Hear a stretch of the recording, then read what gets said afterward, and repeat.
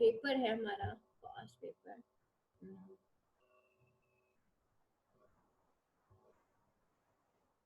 Critically analyze Eliot theory of impersonality with reference to his essay tradition and individual talent. बेटा ये भी हम कर चुके हैं. Is it justified to call Eliot essay tradition and individual talent a manifest of Eliot's criticism? क्या ये justified है हम कि हम इलियट के ऐसे ट्रेडिशन एंड इंडिविजुअल टैलेंट को एक मैनिफेस्टो ऑफ इलियट्स क्रिटिसिज्म है? बेटा इसका जो आंसर है ना, ये मैंने आपको एक दिन नोट शेयर किए थे, एक और फाइल शेयर की थी, उसके अंदर ना सारे पास्ट पेपर सॉल्व थे टीएस इलियट के, जो कि राउंड अबाउट 2008 से लेके और 2012 तक के थे, सॉरी 2016 तक के थे.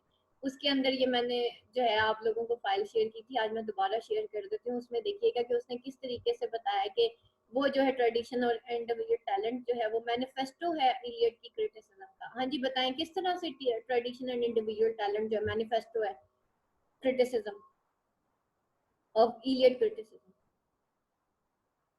क्या बताता है?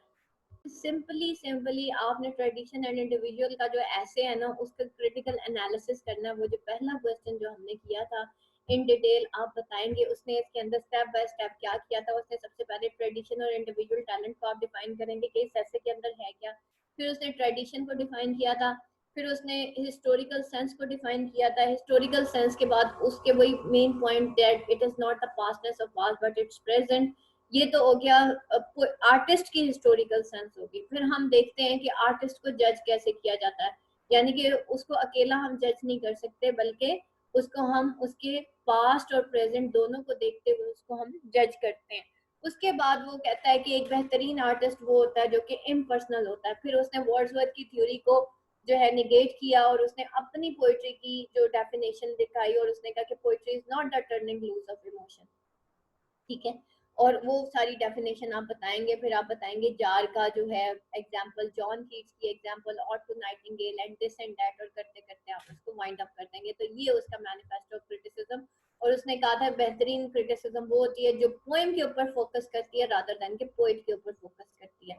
फिर वो कहता है discuss with reference to TS Eliot tradition and individual talent. ठीक है, वही ये यही होगा कि आप अच्छा, it is not the greatness of intensity of emotion the component. ये आपको बेटा भी बता दिया. यहाँ तक अगर किसी का कोई क्वेश्चन है तो बेटा मेरे से पूछिए एनीथिंग. Personality of poet. हाँ जी, दो ही इवन कोई क्रिटिक पे भी कोई क्वेश्चन नहीं आया हुआ और मेटाफिजिकल पोएट पे भी कोई क्वेश्चन नहीं आया हुआ. क्वेश्चन है. ज्यादा फोकस्ड और अटेंटिव होके रखेंगे ना, you can score high in the, मतलब आप बहुत अच्छा स्कोर. अगर सोचें अगर मैं बगैर पढ़े उस दिन जिसमें मैंने ना कोर्स रिवाइज की हुई थी ना कुछ और, फिर भी मैं वहां पे जाके कोर्स लिख के आई थी. अगर एक इंसान शुरू से अपना एक पैटर्न बना लेता है. अब देखें आप लोग जब आते हैं ना, मुझे बड़ा अफसोस होता है स्पेशली जो लेट कमर्स आते हैं. बेटा देखें मैं बार बार एक बात कहती हूँ, अगर तो वाकई आपके एम्स एंड ऑब्जेक्टिव्स हैं and you want to do something in your life, चलें बहुत अच्छी बात है. आप जिंदगी में कुछ करना चाहते हैं, हर इंसान की ख्वाहिश होती है यार मैं जिंदगी में कोई ऐसा काम करूँ. ठीक है, कि जाहिर बात है इंसान शोहरत का भूखा होता है. ठीक है, इंसान तारीफ का भी भूखा होता, होना नहीं चाहिए लेकिन होता है, ये नेचर है इंसान की. चलिए बुरी बात भी नहीं है वैसे, इसमें कोई गलत बात भी नहीं. ठीक है, तो इंसान को हमें ये शौक है, लेकिन बेटा मेक अ विजन कि ये मेरा विजन है, ये मेरा एम है. Now come to the point कि मुझे अगर मुझे ये रास्ता फॉर एग्जांपल मुझे जाना है फैसल मस्जिद, तो मैं वही वाली रोड इख्तियार करूंगी और मुझे घर से बैठ के टाइम वो करना है, ऑर्गेनाइज करना है कि भाई अगर मैं 4 बजे चलूंगी तो मैं 4:45 बजे तक फैसल मस्जिद पहुंच जाऊंगी, क्योंकि मेरे घर से लेके फैसल मस्जिद का डिस्टेंस इतना है. मेरे पास स्टूडेंट आते हैं आखिरी 2.5 महीने में, 2 महीने में, एंड वो एक्सपेक्ट ये करते हैं मैम 2.5 महीने में हम पता नहीं. बेटा देखें वक्त की कदर करें. Make a vision. मैं पूरा साल पढ़ती थी और मैं आपको सही बता रही हूँ बेटा, उसमें मेरे बच्चों का भी टाइम किल नहीं होता था, ना ही मेरी फैमिली का कभी टाइम किल हुआ. मैं अर्ली मॉर्निंग उठती थी. पूरा साल बहुत होता है बेटा पढ़ने के लिए. वो स्टूडेंट, वो इंसान जो लर्निंग के लिए बेटा डेली के 3 घंटे निकालता है, रोज के 3 घंटे, कम से कम 2 घंटे, बेटा वो जिंदगी में जरूर कुछ ना कुछ करता है। लेकिन वो इंसान जो कभी पढ़ता है कभी नहीं पढ़ता, पेपर आएंगे तो मैं पढ़ लूंगी, बेटा वो कभी कुछ नहीं कर सकता। मैं पूरे साल का स्केड्यूल डिजाइन करती थी, पूरे साल का स्केड्यूल डिजाइन करती थी, और वो मैं अपने ऊपर इम्प्लीमेंट करती थी।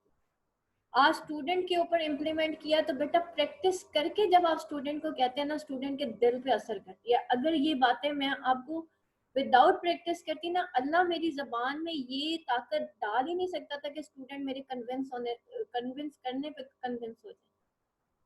जब आप बेअमल होके एडवाइस करते हैं ना बेटा, एडवाइस असर नहीं करती। जब आप बाअमल होके बाकिरदार होके बात करते हैं ना, आगे बंदे के दिल पे जाके लगती है, उसका दिमाग वो चीज एक्सेप्ट करता है। अमल करे या ना करे, सबसे पहली चीज एक्सेप्टेंस हो। सो बेटा अभी भी टाइम नहीं गुजरा, make a schedule, make a schedule. अगर आपको लगता है, मैंने आपको बताया, देखिए अभी हमारी, मैं बार बार स्टूडेंट्स को बता रही हूँ बेटा, हमारे पास अभी इतने महीने रह गए हैं, क्रिटिसिज्म रह गई है, लिंग्विस्टिक्स रह गई है, उसके बाद सिर्फ हमने मुश्किल से जाके पोइट्री जो है वो फटाफट हमने रिपीट करनी है। अब मैं इसको पढ़ना नहीं कहूंगी, अभी यहाँ पे मदीहा बैठी हुई है, अलहीना बैठी हुई है, इन सारों ने वेरी फर्स्ट डे से ज्वाइन किया। जो पोइट्री इन्होंने पढ़ी होगी, एंड पे आके मेरे पास जो फास्ट ट्रैक में आते हैं ना स्टूडेंट, वो इस तरह से नहीं पढ़ते। और ये वो स्टूडेंट्स हैं जो पार्ट 1 में भी इन्होंने मुझे फर्स्ट डे से ज्वाइन किया था, और इन्होंने 5 के 5 पेपर क्लियर किए। लेकिन एंड पे जाके जब मेरे पास लेट कमर आता है बेटा, बजाय इसके मेरे पास कोई ऑप्शन नहीं रहती, मैं एक्स्ट्रा टाइम लगा भी दूं, तो एक स्टूडेंट कितना गेन कर लेगा आप खुद बताएं। आखिर दिमाग है ना, एक लिमिट तक काम करेगा ना, उससे ऊपर की कोशिश करेंगे आप स्ट्रेस में आ जाएंगे। लेकिन अगर आपने अपनी लाइफ को थोड़ा सा ऑर्गेनाइज किया होता, आप मेरे पास टाइमली आ जाते। मैक्सिमम स्टूडेंट कब आते हैं? जब एडमिशन भर देते हैं। Very wrong way of reading a book, कि जी शायद हम एकेडमी ज्वाइन कर लेंगे और हम पास हो। फिर बेटा तालीम को कभी पैसों के साथ कंपेयर ना करें, तालीम पे लाख भी लग जाए ना काम, ठीक है। इल्म के लिए ना बेटा किताबें खरीदा करें, इल्म पे पैसे खर्च किया करें, बेशक कपड़ों और जूतों में ना किया करें। अभी मैंने 3000 की बुक्स मंगवाई अपने बच्चों के लिए, ठीक है। तो द रीजन इज दैट था कि बच्चों के अंदर एक शौक पैदा हो कि हमारी माँ ने हमारे लिए किताबें मंगवाई और हमें ये पढ़नी, और वो पढ़ भी रहे हैं। और वो बड़ी अच्छी और कलरफुल बुक्स हैं, जिसके अंदर उनकी इस्लामिक बुक्स भी हैं, इस्लामिक कायदे मंगवाए हैं मैंने, और वो बड़े ही अच्छे बने हुए।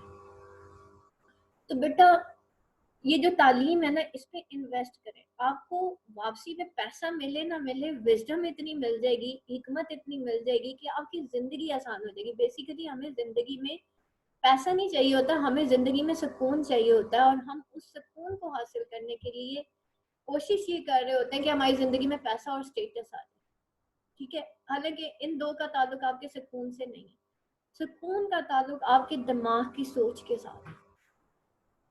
आप सुकून में हैं, आप तो आपकी दिमाग की सोच अच्छी है, आप सुकून में। अगर वो, और वो सुकून में कब होगी? जब आप अपनी लाइफ को बैलेंस गुजारेंगे।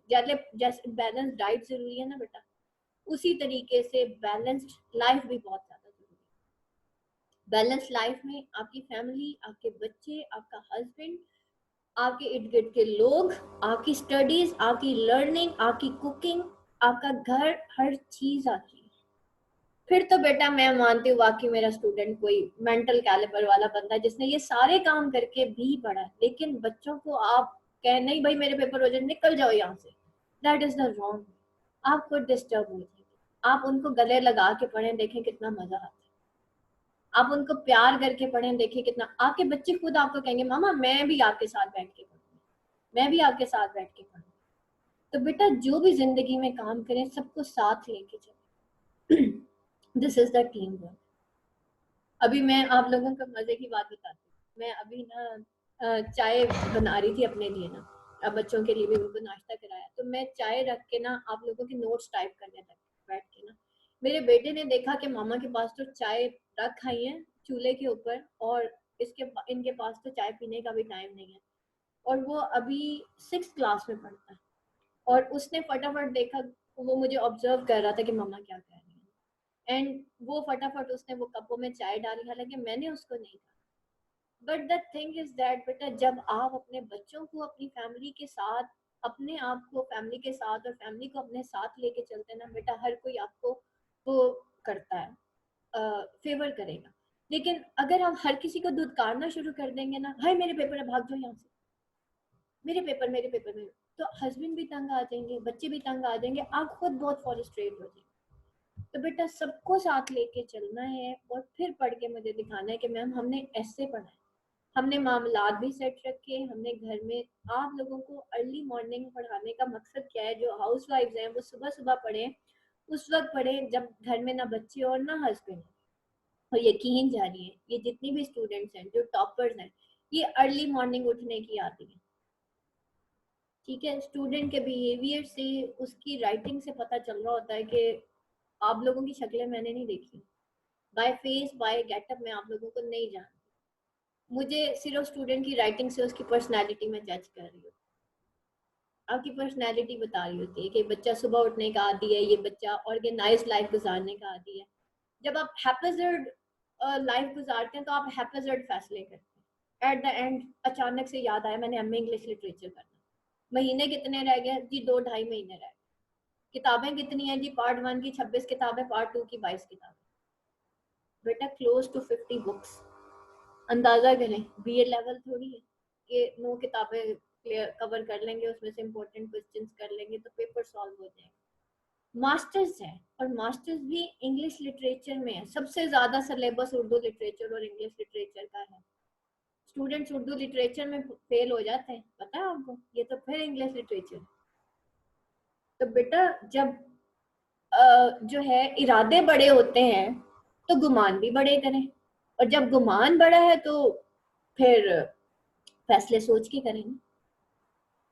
ठीक है, ये नहीं कि पानी सर से गुजर गया फिर आप डिसीजन ले रहे हैं, फिर आपका नॉलेज बेटा अभी तक आपको विजडम दे ही नहीं सकता, आपके अंदर हिकमत है ही नहीं कि इतनी जिंदगी गुजारने के बाद, देखिए मास्टर्स लेवल तक पहुंचने के बाद क्या एज हो गई आप लोगों की, टीन एज से आप सारे निकल आए, टीन एजर्स तो नहीं है ना, माशाल्लाह +20-25 होंगे इस वक्त। अभी तक आपको फैसला करने का पता नहीं चला। लाइफ में बेटा प्रॉब्लम सबके घरों में होती है, मेरे घर में भी होंगे, यहाँ पे जितने स्टूडेंट्स हैं सबके घरों में, बट प्रॉब्लम हर वक्त प्रॉब्लम प्रॉब्लम नहीं करना, प्रॉब्लम का सोल्यूशन की तरफ चलने। अब आगे क्या करना है, अब तो हो गया जो होना था, कोरोना वायरस आ गया जो आना था, आगे क्या करना है। कोरोना वायरस करते रहेंगे तो बेटा यही करते रहेंगे, फिर हम सोल्यूशन की तरफ नहीं जा सकते। कम टूवर्ड्स द सोल्यूशन, कि अब इसका सोल्यूशन क्या, क्या मुझे जो है कुछ स्किप करना है, क्या मुझे जो है इसको मजीद ऑर्गेनाइज करना है, या क्या करना है। ठीक है, मैंने आपको पहले भी बताया था, एक लड़की आई थी मेरे पास जिसने 20 दिन में मुझसे 4 पेपर्स की तैयारी की थी, 20 डेज में पर डे एक किताब खत्म करती थी, और मुझे उस दिन वो उसका टेस्ट देती थी, डेली टेस्ट देती थी, 4 पेपर क्लियर करके आई थी, बड़ी बात है। लास्ट ईयर एक लड़की आई थी शुमाइला अल्ताफ के नाम से, मैं आपके ग्रुप में कल उसको कॉल करूंगी और मैं कहूंगी मेरे स्टूडेंट्स को आके मोटिवेट करके जाओ। शुमाइला अल्ताफ मेरे पास आई थी आखिरी 2.5 महीने में, और उसने मुझे कहा था कि मैम मैं नहीं कर सकती, मैम मुझे करना है। मैंने कहा बेटा तुम्हारे 2 या आई थिंक उसके 3 बच्चे, आई थिंक 2 शायद बच्चे उसके। मैंने कहा बेटा नहीं कर सकती, अगले साल आना। नहीं मैम मैंने करना है, मैम मैंने करना है। खैर मैंने उसको बड़ा समझाया, नहीं नहीं बेटा अगले साल आना, ये है वो है, नहीं मैम करना है। बेटा उसने 2 महीने में 4 पेपर क्लियर किए। ठीक है, और जिसने नहीं क्लियर करना होता ना वो पूरा साल भी नहीं पढ़ता, 5 पेपर में फेल होता। और जो पढ़ने वाला बच्चा होता है वो खुद देख लेता है। उस लड़की ने क्या किया था, यही जो करंट लेक्चर्स है वो मुझसे ले रही थी, और बाकी जो लेक्चर्स हैं वो जो है वो उसने मेरे से बाय किए थे सारी ऑडियोज, और उसने जाके पेपर दे दिया। सिर्फ उसकी अमेरिकन लिटरेचर में सप्ली आई थी, बाकी माशाल्लाह वो क्लियर कर देती। तो मैं इन सारे स्टूडेंट्स को 1 बाय 1 डेली बेसिस पे कॉल करूंगी, वो ग्रुप में आएंगे और आप लोगों से बात करेंगे ताकि आपको पता चले कि किस तरीके से स्टूडेंट्स परफॉर्म करते हैं। ये जितने भी मेरे प्रीवियस स्टूडेंट्स हैं मैं उनको कॉल करूंगी और आपको वो खुद बताएंगे कि हमने किस तरीके से पढ़ा। मैंने तो बेटा मेरा काम है पढ़ाना, आगे आपने ऑर्गेनाइज करना है। कि how we have to organise this all things. आपको पास पेपर प्रिपेयर करवाए जाते हैं, कोर्स लिखवाई जाती हैं, सारा कुछ कराया जाता है। दूसरी चीज, सबसे बड़ी चीज बेटा, जब तक आप जीरो पे नहीं आएंगे ना, you can never ever do anything. To be nothing is to be everything. मुझे आता है, अक्सर स्टूडेंट जो है वो मुझे यही कह रहे होते हैं, मैम मेरे कॉन्सेप्ट्स तो क्लियर है, मुझे ये भी आता है वो भी। बेटा वही स्टूडेंट सबसे पहले fail. To be nothing is to be everything, ये चीज याद रखिए। जब तक आपका दिमाग खाली नहीं होगा ना, खाली ग्लास तो बेटा पानी भरता है, उसमें भरे हुए ग्लास में भी पानी भरता नहीं भरता ना, बाहर गिर जाता। सेम इज द केस, कभी पानी बर्तन नीचे रखें और टूटी को तेज चला दें, उसके बाद टूटी बंद करें, आज देखिएगा उसके अंदर सिर्फ 2 घूंट पानी होगा, उसके अलावा बाकी सारा बाहर गिर जाता है। पानी जब स्लो एंड स्टेडी उस बर्तन के अंदर गिरेगा ना, तो वो बर्तन पूरा ऊपर तक फिल होता है। इसको कहते हैं slow and steady wins the race. To be nothing is to be everything. आहिस्ता आहिस्ता अपना ग्लास भरें, फिर तो बेटा ऊपर लेवल तक भरेंगे। अगर तेज करेंगे तो गिर जाएगा सारा पानी नीचे। सो टू बी नथिंग। दूसरा, जब आप क्लास के अंदर आते हैं ना, अपना जो बोर्ड है ना वो इरेज करके आया करें। जो आपने प्रीवियस कभी कुछ पोइट्री की डेफिनेशन या कुछ भी पढ़ा होगा उसको इरेज करें। अभी हम टीएस इलियट पढ़ रहे हैं, टीएस इलियट के हिसाब से पढ़े हम, ठीक है। उसको कंपेयर नहीं करेंगे हमने पहले प्रीवियस पोइट्री की क्या डेफिनेशन पढ़ी थी, नहीं पोइट्री तो ऐसी होती है, वो तो फलाना होता है, वो तो यूं होता है, नहीं। व्हाट इलियट इज सेइंग हमने उसके हिसाब से पढ़ना। तो अपना पिछला बोर्ड जब तक आप इरेज नहीं करेंगे, आप आगे आके देखिए, लिखे हुए बोर्ड के ऊपर अगर मैं लिखना शुरू कर दूं आपको तो समझ आएगा? कभी भी नहीं आएगा। तो जब तक बेटा अगर किसी को कुछ समझ नहीं आ रहा, एक दफा मुझे याद है मैंने अपने उस्ताद को कहा, मेरी फिजिक्स की टीचर थी और वो गोल्ड मेडलिस्ट थी, 9th-10th की बात है। 9th-10th में वो हमें पढ़ाया करती थी, फिर एफजी में मैं पढ़ा करती थी, फेडरल गवर्नमेंट के स्कूल में मैं पढ़ी। तो अच्छा, वो जब पढ़ाती थी ना बोर्ड के ऊपर बस खाली लिखती थी और चली जाती थी। हमें घर में सर आते थे ट्यूशन पढ़ाने। मैंने सर को कहा, हमारे सर बहुत अच्छे थे, उन्होंने हमारी बड़ी अच्छी ग्रूमिंग की। मैंने सर को कहा, सर वो हमारी टीचर है, गोल्ड मेडलिस्ट हैं, आती हैं, आके पढ़ाती हैं, बस खुद ही पढ़ के वो चली जाती है, मुझे तो समझ ही कुछ नहीं आता। सर ने मुझे ये नहीं कहा कि उस्ताद गलत है, सर ने कहा बेटा आप गलत है। मेरे उस्ताद ने मुझे कहा कि बेटा आप गलत। मैंने कहा सर वो पूरी क्लास ही ये कहती है। सर कहते बेटा जब आप जीरो होके समझोगी ना, आपको उस उस्ताद की भी समझ आएगी जिसकी किसी को समझ नहीं आती। ये मेरे उस्ताद ने मुझे सिखाया था। तो अगर बेटा हमें समझ नहीं आ रही ना, इसका मतलब है अभी हम जीरो पे आए कोई नहीं, ठीक है। तो जीरो लेवल पे आए, और यकीन करें उसके बाद की बात है, मैं नेक्स्ट डे क्लास में बैठी और मैंने सर की बात को दिमाग में रखा हुआ था कि मैंने आज जीरो होके सुनना है। और लिटरली मेरी उन्हीं टीचर के साथ इतनी ज्यादा अंडरस्टैंडिंग हो गई कि जब मुझे कोई चीज समझ नहीं आती थी तो मैम मुझे ना स्टाफ रूम में बिठा के, और जब ब्रेक होती थी मैम की, तो मैम मुझे वहां पे पूरी टीचर्स के दरमियान में बिठा के पढ़ाती थी। कितने मेरे लिए ऑनर की बात है कि एक उस्ताद मुझे इतना टाइम दे रहा है। बेटा बाज़ औक़ात हमारे अपने रवैये उस्तादों के साथ ठीक नहीं, और उन्हीं टीचर्स की वजह से मैंने फिजिक्स में बहुत अच्छे मार्क्स लिए, उन्हीं टीचर की वजह से जो गोल्ड मेडलिस्ट थे। एक्चुअली क्या था कि एक पर्सनैलिटी क्लैश आ गया था, मैंने उसको इरेज किया था, और आफ्टर दैट वही मेरी बहुत अच्छी टीचर थी। तो बेटा ये बहुत सारी चीजें होती हैं, बाज़ औक़ात हम अगले बंदे को तो जज कर रहे होते हैं, हम खुद को नहीं देख रहे। तो to be nothing is to be everything, be a nothing.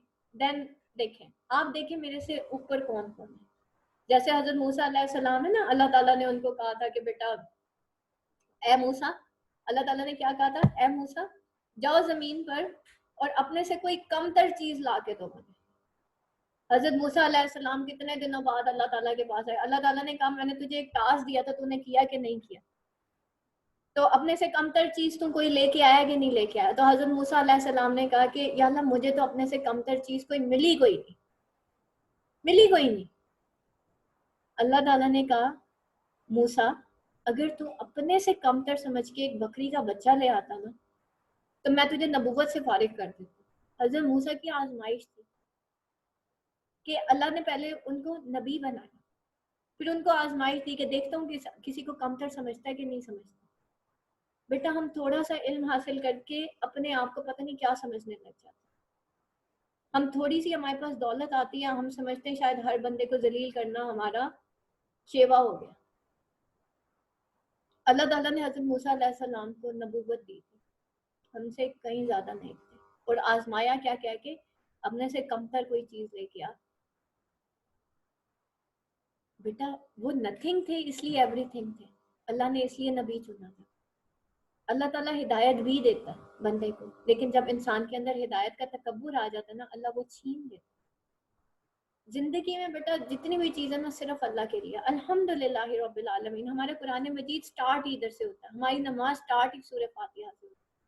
अल्हम्दुलिल्लाह रब्बिल आलमीन, तमाम तारीफें उस रब के लिए हैं जो तमाम जहानों का मालिक है, मेरे लिए नहीं है। हम क्या कहते हैं, सारी तारीफें मेरे लिए हैं, मैंने बीए किया, मैंने एफए किया, मैंने ये वेब पेज डिजाइन कर दिया, मैंने फेसबुक पेज डिजाइन कर दिया, मैं एकेडमी रन कर। नहीं, अल्हम्दुलिल्लाह रब्बिल आलमीन, तमाम तारीफें अल्लाह के लिए, तमाम तारीफें उस रब के लिए। और मैं हमेशा यही कहती हूँ, वाकई उस रब के लिए कि जिस रब ने मुझे किसी, सिर्फ एक अल्लाह था बेटा जिसकी आस पे यहाँ तक पहुंची हूँ, मेरा रब मेरे साथ था, सब मिल गया। ठीक है, तो बेटा अल्लाह से दुआ मांगे, जिसके जो अभी लेट कमर्स भी है ना बेटा, दुआओं में बड़ा असर है, सजदों में बड़ा असर है। अल्लाह से मांग के तो देखें मिलता है कि नहीं मिलता। दूसरी चीज, अपनी लाइफ को ऑर्गेनाइज करें।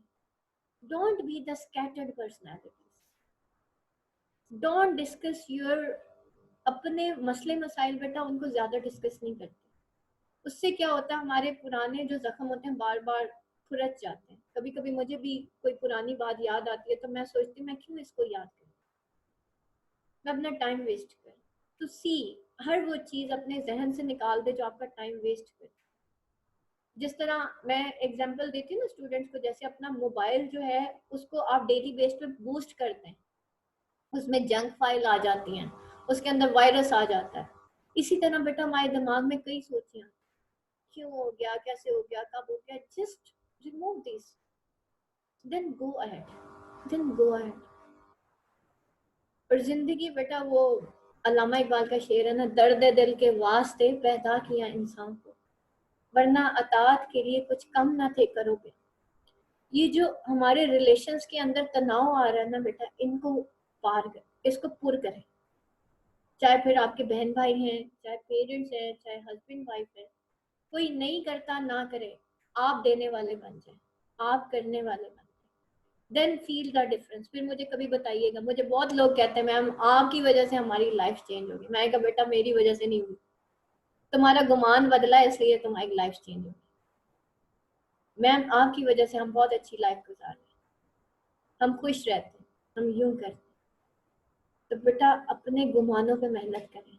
अगर आपका गुमान बड़ा, ये एमए इंग्लिश लिटरेचर तो बेटा बहुत छोटी चीज है। अगर मैं without any tuition, without using internet, just एम की किताबें पढ़ के एमए इंग्लिश लिटरेचर 3 बच्चों के साथ कर सकती हूँ ना बेटा, वो भी एक हाफली पैरालाइज्ड औरत जो कि व्हील चेयर पे रह के एमए इंग्लिश लिटरेचर करती है, बेटा आप लोगों के लिए तो फिर कोई मुश्किल नहीं। मुश्किल इसलिए नहीं है, अल्लाह ने आपको वो उस्ताद दे दिया जिसने आपको करके दिखा दिया। तो जब इंसान के सामने रोल मॉडल्स होते हैं ना बेटा, तो इंसान कर जाता है। मेरा स्टूडेंट इसलिए नहीं करता कि उसको मैं पढ़ाती हूँ, मेरा स्टूडेंट इसलिए करता, उनके सामने एक रोल मॉडल अल्लाह ने पेश कर दिया, अब तो करेगा ही करेगा। समझ आ गई? तो बेटा अब अगर ठानी है ना, जो जो लेट कमर भी है, अब मुझे करके दिखाएं कि मैम हम करेंगे और हम जरूर करेंगे क्योंकि हमने इरादा किया। और मदद किससे मांगनी है? अल्लाह से मांगनी है। तौफीक किससे मांगनी है? अल्लाह से मांगनी है। या अल्लाह मेरे लिए सब कुछ तू ही है, बस तू कर, फिर देखें अल्लाह करता है कि नहीं। ठीक है, फिर आपके अल्लाह ताला वक्त में भी बरकत डालेगा, आपकी एनर्जीज में बरकत डालेगा, आपके दिमाग में बरकत डालेगा। Then go ahead. काफी टाइम ले लिया बेटा आप लोगों का। Any question class?